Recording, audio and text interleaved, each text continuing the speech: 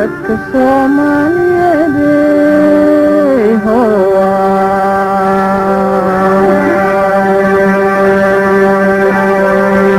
waxay degan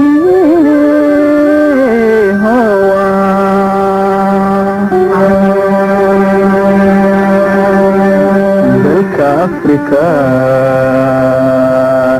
dacalkiisa bari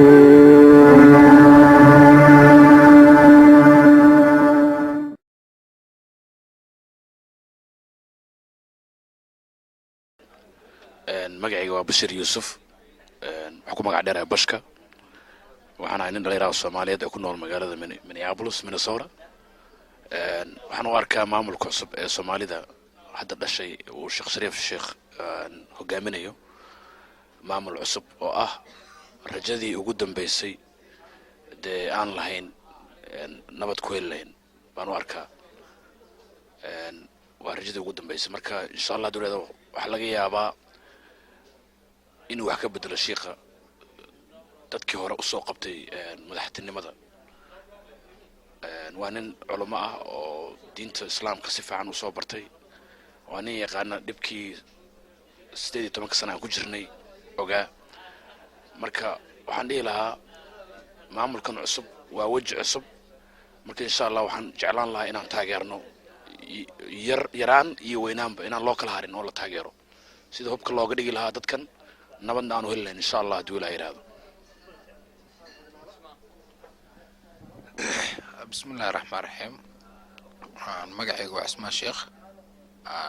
dawladdan waxa uu arkaa maanta noo dhalatay inay tahay dawladda lagu dagi lahaa oo barwaaqada bashbashta noo keen lahayd waxaan leeyahay dawladdan waa dawlad fiican insha Allah Sheekh Shariif Sheekh Ahmedne waa nin diinta ugu dhaqi doona haduu ilaa yiraahdo waa nin diinta yaqaana dadkana yaqaanaan waxaan dheelaa Sheekh Shariif guul ayaa ku rajeynayaa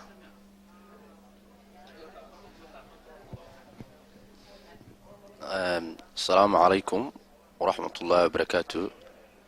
magacayga waa Maxamed Qays Abdul Qaadir oo ku magac dheer Elkaase aniga dawladdan waxaan u arkaa haduu Ilaahay ka raano noqdo inay tahay dawladdii shacabka Soomaaliyeed ay ku dagi lahayd oo haduu Ilaahay ka raano noqdo meel laga gaari lahaa wixii aan soo marnay dhibaato iyo waxaan soo marnay oo dhan in ma aragtay lagu iloobi doono shacabka Soomaaliyeed ay noqon doonaan hal mid oo ma aragtay iswalaashado istaageero iscaawiyo adduunka iyo dalka meel walba ay joogaan haduu Ilaahay ka raano noqdo haddii aan nahay dhalinyarada Soomaaliyeedna waan taageersanahay insha Allah biidnillaahi kareem السلام عليكم magacayga waxa la yiraahdaa Liban oo ku magac dheer Princely horta dawladda aniga soo waxaan arkaa dawladdan inay tahay dawladdii ka saarleed Soomaalida dadka Soomaalida dhibaatadii soo haystay 18 sano la soo dhaafay mid labaadna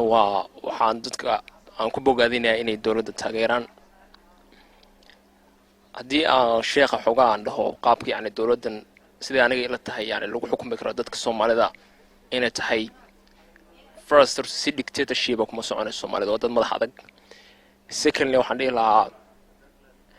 inuu yani haddii ay noqoto governing dadka Soomaalida la govern garanayo inuu yani ka dhigo si moderate oo dhexdhexaad ah uusan noqonin jilicsan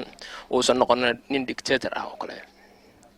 marka insha Allah waxay noqon doontaa saan warka anigu dawladdii ka saarlay Soomaalida oo dhan dhibka ilaahayna saas ka dhigo السلام عليكم ورحمة الله تعالى وبركاته مقعي هو حسن أحمد جمعالي حسن بلانكم مقع ليرهاي والله ورد مامول كده شيء ومتقانا صوماليا أنا وحانو أركع مامول هدي نينك هوغانك اوها يوكيبي بلشدة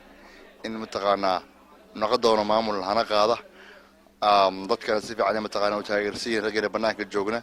aadan u taageersanahay waxaan ka rajeeynaa in Shariifku nabadda ugu baran 6 bilood oo dhamaan dalka oo mataqaana oo ku soo dabaalo insha Allah ilaahayna hala garab galo aniga waxaan ahay raggii inta ka tagay Minnesota waagii maxkamadda waddanka qabsadeen waxaan u soo joogaynaa wanaagii mataqaan shariifka wax marka dhaliyay waxaan soo joogay 3 bilood heer waxaan gaaray gaarigayga aan ku wato magaalada Muqdisho meel alaala meeshan doonan aan ka taga runtii aad aan ugu soo riyaaqay maalintii mataqaanaa nimanka xamar laga saaray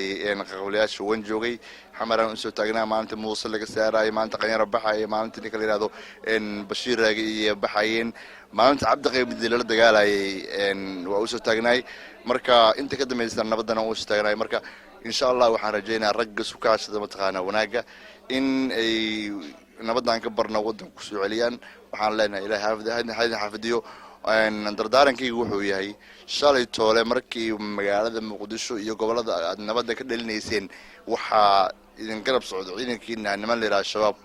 nimanka shabaabka hadda waxaa malata xoogaa in mataqaanaa kale arag doontiin inkastoo maanta aan maqlayna in xoogaa sudhawaashaha ay jiraan oo ninka la yiraahdo mataqaanaa Mukhtaar Robow iyo Shariifka ay kulan qaateen haddana raggaas la'aantood waxaan qabnaa inaysan nabaddu caaga badan ku taagnaahin marka raggaas in nabadda mataqaanaa laga qayb geliyo raggaas mataqaanaa in talada wax laga siiyo dawladdu waa naga badan tahay dalkana way ka badan tahay dadkuna dalkeedu ka badan yahay marka maamulka waxa looga daro ayagana waxaan mataqaanaa aan ku bogaadin lahayn ragga mataqaanaa shacabka magac kule ninka sida mataqaanaa Xuseen Shacali Fiido nin wanaagsan ah oo gobolada dhac u haysta gobolada dhan wadanka mataqaanaa siyaasad u haysta ninka leeyahay Sheekh Mukhtaar Robow ninka leeyahay mataqaanaa Sheekh Cali Dheere dhamaantood inay maamulka qaataan oo ay ka dambeeyaan amiirkoodii shalay amiirkoodu wahay maanta amiirkoodu waaye inay ka dambeeyaan tan kale waxaan leeyahay nimanka shalay tool isku bahaystay warshada baastada iimaan Abuukar Umar nin wanaagsan oo wuxuu arag wanaag ka shaqeeyay maanta inuu yiraahdo dadkii aan hadana mataqaan dagaal aan hor kaca oo ciidamada mataqaan warshada baastada ku xariisto runtii waa arrin utun nagu ah oo aad aan ugu walsanahay raggeena mataqaan qurbaha joogna raggeena rabna ilmooda ku laabtaan raggeena mataqaan guriyooda loo kor dagaalay aniga xaafadda Urligilaan degana waa meesha mataqaan hadda madaxtooyada sida lagu dagaalamay dhibkoona soo gaaray dadkeena wada qaxeen marka sheekha waxaan leeyahay ilaahay mataqaanaa nabadda aan ka baryaynay shaladii loo dagaalamay in wadanka laga saaray Ethiopia shaladii loo dagaalamay in mataqaan siyaasadda qaldan mataqaanaa Cabdullaahi Yuusuf wadanku soo gaamiyay Ethiopia kala la dagaalamo maanta labadaba ma joogan Ethiopia wadan ka baxday Cabdullaahi Yuusuf ama qabiil lagu diidanay ama siyaasad lagu diidanay mataqaanaa maanta madaxweyne maahan waxa wadanka madaxweyne ka Sheekh Shariif شيخاس أو أفر فعكتر سيد علوم الشيخ شريف الشيخ أحمد الشيخ محمود الشيخ موسى مركا صومبر انتارق الصقر الصومالي إن ننساس أو وضنك وجانك قبته سجنا وحلنا وقت عقرسناي إن وحنسو جدنا متقنا معلمها وحن أقولوا إن الشر لو تاجر أيو أنا وحن رجع سواق بقبي وحن متقنا رجع خرش جلي رجع متقنا كشغينا حالة الوسو جدي رجع سدع ذكر قفوا سكاني مركا على أساس وحن سكاني نبض تاجرنا نبض عن تاجرسناي شيخ وحن قوت أرسنا عدالة يا شريعة الإسلام كنا بدأ السلام عليكم ورحمة الله وبركاته